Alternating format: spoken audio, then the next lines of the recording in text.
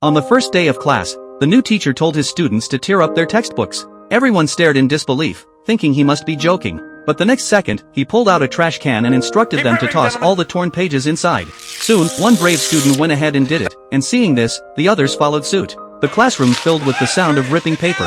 The teacher's reason? He simply didn't buy what the textbook was selling. How could real poetry be measured with X and Y axes like some math equation? But what came next left the students even more stunned. He gathered everyone in the hallway and posed a question to them. Oh, Captain, my Captain. Who knows where that comes from?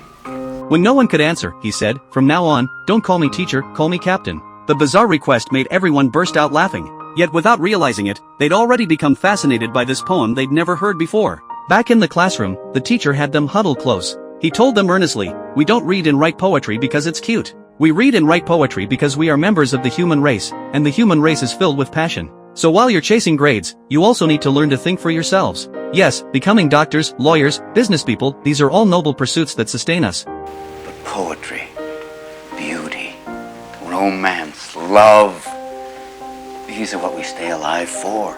The students were floored. This was one of America's top prep schools, where every teacher prided themselves on molding elite students. But this teacher went completely against the grain. He never judged by rigid rules or test scores. He didn't lose his mind over teenage rebellion. Instead, he encouraged them to break through their limits and experience what life really meant. One day, he suddenly jumped onto his desk. Seeing their confused faces, he said slowly, "When you consider things from a different angle, the world reveals itself in ways you never imagined." Then he encouraged each student to stand on the desk and experience the different perspective. He told them, "So when you read, don't just analyze what the author meant. What matters is what you think. You must strive to find your own voice, because the longer you wait to begin, the less likely you are to find it at all." Growing more animated, he even quoted Thoreau. Thoreau said most men lead lives of quiet desperation. Don't be resigned to that.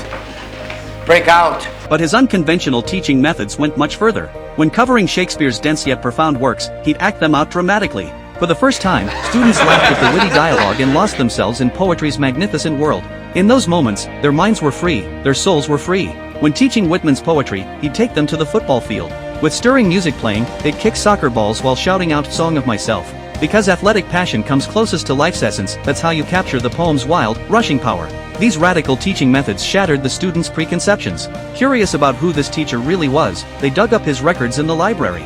Turns out he'd been a student at this very school, not just the football captain, but also the founder of something called the Dead Poets Society. The Dead Poets Society? What the hell was that? The boys immediately confronted their teacher, demanding to know what it was. With a mysterious smile, he explained it was a club he'd started back in his day. The academic pressure was crushing, and the strict rules made them feel suffocated.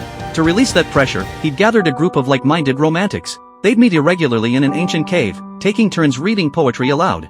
Through words, they vented their emotions and felt life's raw power in nature's embrace. You mean it was a bunch of guys sitting around reading poetry? No, Mr. Overstreet, it wasn't just guys. We weren't a Greek organization, we were romantics. We didn't just read poetry, we let it drip from our tongues like honey.